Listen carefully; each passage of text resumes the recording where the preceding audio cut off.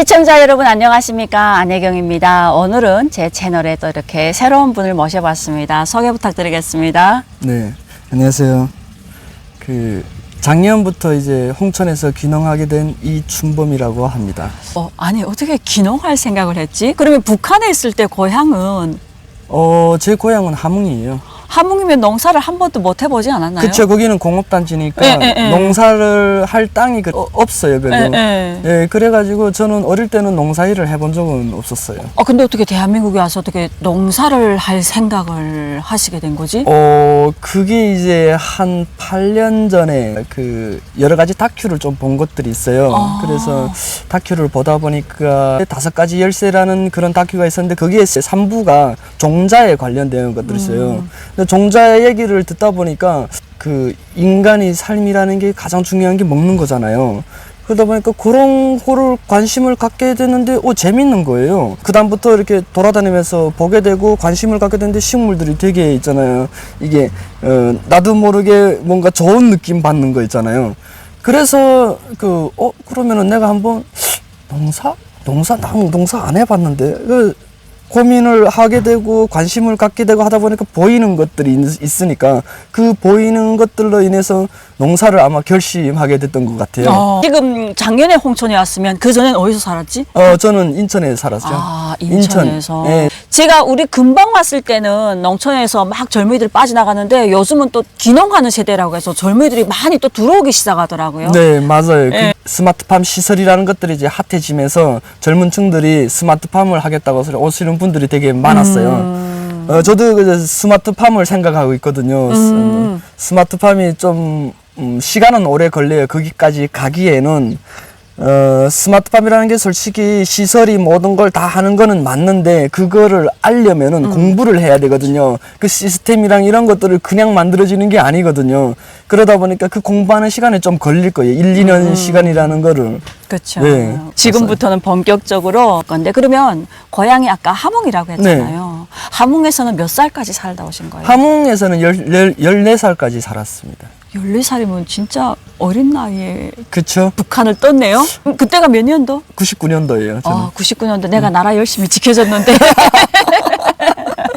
네, 자유 찾아서 튀었구만요. 예, 그게 오게 된 것도 솔직히 저도 이제 꽃제비를 한 1년 반 했었거든요. 진짜요? 네네. 그 함흥에 흥남 비료공장이라 가지고 그 비료공장 2m 50, 3m짜리 담장을 넘어다니면서 비료 있잖아요. 비료. 크게 말해도 돼요. 네. 북한에서 도둑질하는 사람은 있잖아요. 제가 늘 말하는 게 있어요. 우리 구독자님들한테 우리가 그 사회에서 그렇게 살 수밖에 없었다라는 거. 북한은 그 꼭대기에서부터 도둑질해 먹잖아요. 그렇죠. 네.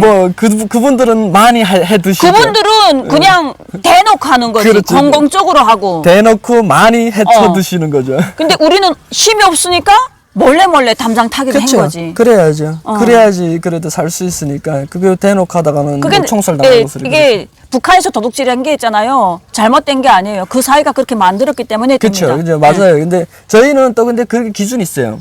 이게 비료 공장에서 물론 비료를 도둑질하지만은 민간인의 거는 건드리면 안 돼요. 저희는 또 그런 게 국가 거는 괜찮은데 꽃제비들도 그런 그런 룰이 있어요. 그거는 집이 앞에 있으니까 그나마 괜찮은데 거기 꽃제비들은 대부분 있잖아요. 집이 없어요. 근데 한 놈이 너무 배고프니까 비료공장 들어가게 되면은 다 보이는 얼굴이에요.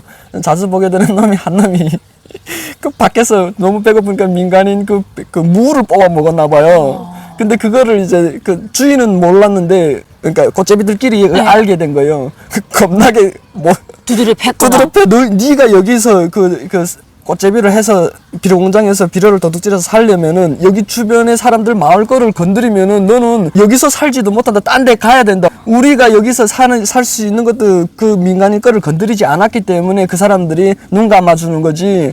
네가 니네 동네에서 그러면은 그게 살게 하겠냐. 이런 꽃제비들만의 또 규칙이 있어요. 그럼 그렇게 해서 1년 반 동안 꽃제비 했어요? 네, 저는 1년 반을 했죠. 이제 흥남항이랑 흥남비료공장을 매일 내 집처럼 드나들었죠. 그럼 먹어야 되는데 어떻게 배가 고픈데. 그러면 학교는 못 갔겠네. 12살에 학교를 자퇴했어요. 저희가 이제 어머니도 장사하다가 97년도에 망해서 어머니가 좀 가족들한테 이제 좀 도움 받으려고 소리 갔는데 1년 넘게 못 왔어요. 어머니가 가고 나서 한 10월에 가셨으니까 11월 초쯤 되니까 집안에 이제 있던 것들 다 팔아서 먹고 났는데 이제 팔 게 없는 거예요. 아까 반에서 솔직히 학교는 잘 안 나오는데 꽃제비 쪽에 좀 아는 친구가 있었어요. 그 친구를 찾아갔죠. 비료 공장이랑 그 흥남항이랑 드나드는 거 이런 거 너 해봤다고 해서 나한테 그런 거 좀 알려주면 하는데 내 지금 상황이 지금 이렇게 해서 안 좋다. 걔도 이제 우리 그 동네니까 유치원 그쵸. 때도 같이 다니도 쭉 다 그 알고 있는 사이예요. 걔도 이제 우리 집안에 대해서 아는데 너는 언제 그렇게 망했어? 이렇게 하는 걸 내가 찾아가니까 우리 집은 그렇지 않았거든요. 그러니까. 어머니가 장사를 했었으니까 그전에는 얘가 딱 한참 생각하던 게 일단 그러면 내가 지금 가니까 가자 이러는 거예요. 예, 그러니까 그런 루트를 알려주겠다는 거예요. 그래서 갔죠. 그날은 허탕이죠. 나 그때 처음에 엄청 놀란 게 일단 둘이서 담장은 기본적으로 둘은 있어야지 담장을 넘을 수 있거든요. 셋이면 딱 베스트인데 또 조가 있어야 돼. 그러니까 애들이 키가 작잖아. 나도 그때 아니 12살에 내가 130도 안 됐는데 125인가 그렇게밖에 안 됐는데 그 3m 되는 담장을 혼자서는 진짜 절대로 못 넘어요. 그 어린애들이. 그래서 둘이면은 뭘 하느냐. 요만한 짝대기를 갖고 다녀요. 셋이면은 한 해 받쳐주고 위에서 앉아서 이렇게 잡아주고 소리 이렇게 넘겨주고 이렇게 하는데 이제 둘이면은 둘도 이렇게 원래도 키가 이게 안 닿는 데 있어요. 정말. 이게 완전 뭐 서커스죠. 그 담장이 탁 이렇게 있는데 여기다서 나무를 일단 이렇게 받쳐놔요. 뛰어가면서 여기 모서리 이쪽에 탁 뛰면서 탁 뛰면은 얘가 뒤에서 이렇게 발로 탁 이렇게 올려줘요. 이렇게. 이렇게 올리지 그는 힘이 안 되거든요. 어린애들이 이렇게 밑에서부터 올리기 그러니까 이미 공중에 떴을 때 이렇게 해서 탁 올려주면 위에 가서 탁 잡는 거예요. 예, 그런 방식으로는 누가 먼저 올라가서 앉으면은 탁 이렇게 걸터 앉아가지고 담장을 걸터 앉아서 걔가 이렇게 탁 오면 손을 이렇게 탁 잡아주는 거예요. 예, 그런 식으로. 둘이는 그렇게 해야 돼요. 그래도 몸도 가벼워야 돼요. 그때는 그 뭐 물론 먹지 못하니까 몸이 가벼울 수밖에 없지. 그렇게 너 담장을 넘었는데 그 보이대 그 지키는 사람들이 이렇게 순찰 다니는 사람들이 있으니까 그 사람들 눈을 피하려면 최대한 위험한 곳을 가야지 피할 수 있는 거예요. 그 비료 공장에 들어가면 배관들이 엄청 많아요. 뭐 그 배관이 이렇게 한 이 정도 넓은 것들이 있는데 그때는 어리니까 뭐 이 정도도 넓어 보이죠. 근데 아무튼 좀 미끌거릴 수도 있으니까 위험하거든요. 근데 그런 배관이 이렇게 두 개 있는 것이 있어요. 한 10m? 한 7, 8m에도 그 정도인 것 같아요. 그 정도 높이를 이렇게 쭉 올라가는데 그걸 타고서 이렇게 지나가는 거예요. 거기 위로. 위험하다. 떨어지면 그냥 떨어지면 죽지 그거. 그렇게 해서 죽은 애들이 뭐 많죠. 세상에. 그래서 항상 조심하는 거죠. 처음 가니까 발이 따다다다다다 달려가지고 먹고 살겠다고. 야 그래도 가는 거예요. 그러니까 배고프니까 뭐라도 해야지. 그리고 또 나는 모르니까 또 알아야 되지. 걔가 맨날 나를 데리고 다닐 수는 없거든요. 갔는데 그날 비료가 없어서 그냥 허탄치고 나왔죠. 그리고 나서 이제 다음날에 학교 가서 선생님 보고 소리 선생님 저 지금 상황이 우리 집안에 이래가지고 학교를 못 나갈 것 같다. 이렇게 얘기를 하니까 선생님이 그때 남자 선생님이었는데 뭐 이름도 아직도 기억나는데 이제 집 상황에 대해서는 알거든요. 그분 선생님도 어머니랑 계실 때는 집에 몇 번 오셨었어요. 그래가지고 마지막 말이 그거였어요. 어머니가 오면은 학교 다시 나와라. 네, 그 다음부터 뭐 꽃제비를 했으니까. 꽃제비 생활을 1년 반 하다가 중국에는 어떻게 오게 됐어요?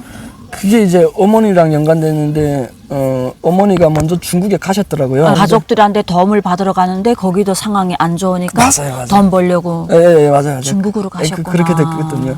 이제 어머니도 해령이니까. 어머니 해령이에요? 네, 외갓집이 해령이에요. 우리 해령. 궁심에 우리 외할머니가 사셨거든요. 어릴 때는 우리 거기 자주 갔어요. 그리고 망량에 이제 그 외삼촌이 사셨고. 망량. 예, 그 오산덕인가 그게 또 큰아버지가 사시고 그랬어요. 예, 해령은 자주 갔었어요. 그러니까 그쪽으로 중국으로 갔구나. 어머니 해령 철도 다녔었거든요. 엄마가 이제 가문 쪽이니까 안쪽으로 들어가야 되잖아요.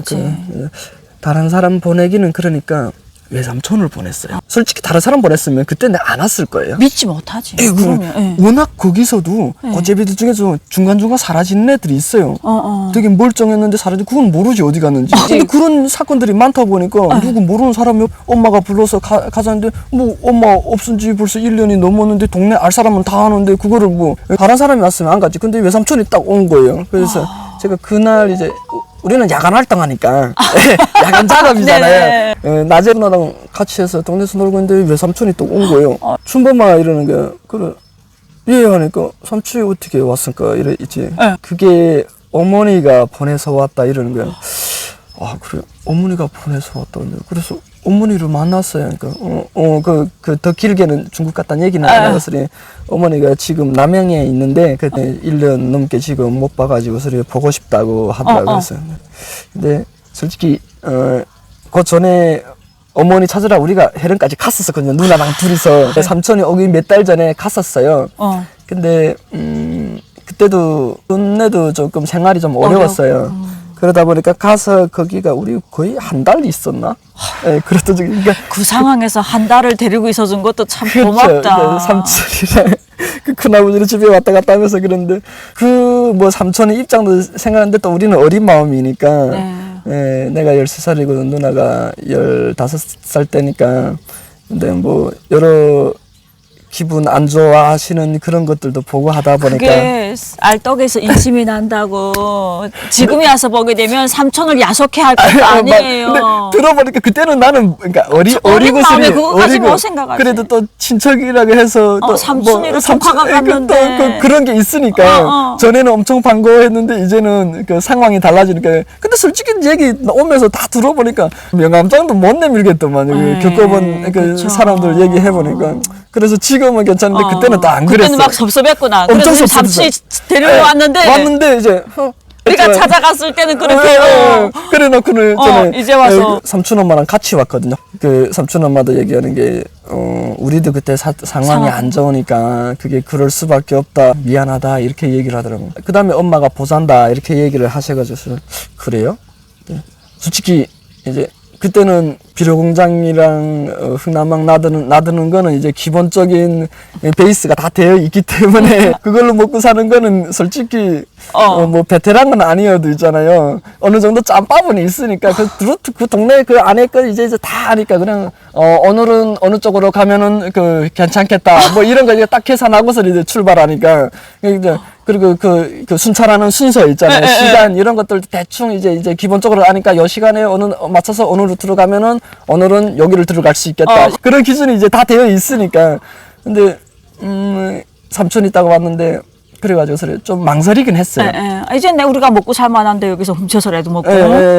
망설이긴 했는데 먹고 산다는 거에서 어머니가 없으니까 솔직히 힘들어진 거는 맞아요. 그전에는 어머니가 장사를 했으니까 그동안은 편하게 살았던 거는 맞죠. 다른 집에 비해서는 아무리 생각해도 어머니한테 가는 게 오히려 더 그쵸. 나을 것 같다는 생각이 부모의 들어요. 그늘이 있어야지. 근데 아버지는 계셨는데 아버지는 너무 고지식해가지고 장사 이런 거 몰라요. 솔직히 고지식한 거는 장점도 있는데 또 엄마 없으니까 완전 큰 단점이 되더라고요. 그게. 그렇죠.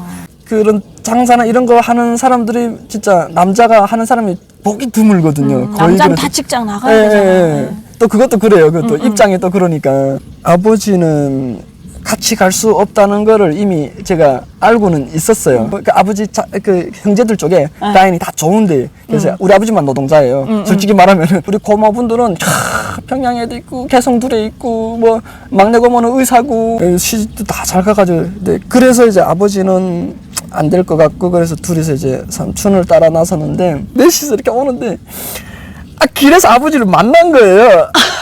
아버지가 그때 그 우마차 사업소에 그때 직을 옮겨가지고 연세가 있어가지고 저기서 일했는데 따라가는 게 거기에 큰 길이 이렇게 같이 따라가는데 그 뭔가 낌새가 이상해. 그래서 이렇게 옆에 딱 보니까 저쪽 길에서 있잖아요. 그 마차 타고서 우마차 타고서 오는 거예요. 그래서 딱 봤는데 아버지 맞는 거예요. 근데 누나가 당황해가지고 삼촌 뒤 딱 숨더라고요. 그래서 내가